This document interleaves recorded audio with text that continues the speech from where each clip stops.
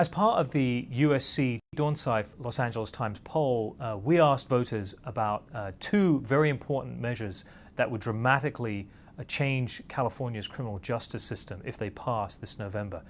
The first was on the death penalty, Proposition 34. Proposition 34 would replace the death penalty with life without possibility of parole. Over the last few years, opponents of the death penalty, supporters of Proposition 34, have shifted from a moral argument against the death penalty to a fiscal argument. The idea that all the money we spend on maintaining inmates on death row can or should be spent in other areas. And that has built the levels of support for the abolition of the death penalty in California.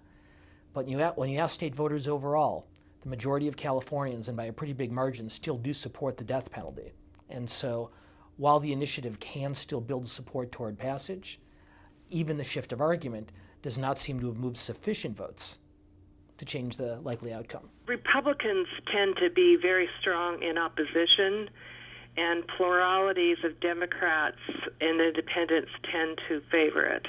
It was surprising that the information about the costs did not sway more people. The proponents say it's going to save over $100 million a year, and the legislative analyst says it could save over $100 million in the first few years annually, and then as much as $130 million a year, which is a pretty big savings.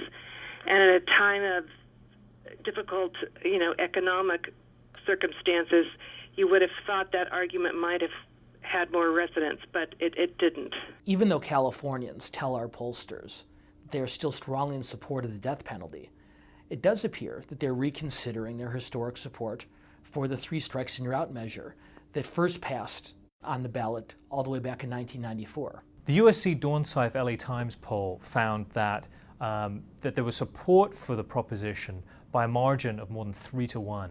There was 66% of voters who responded to the poll said that they supported it. Only 20% said they did not.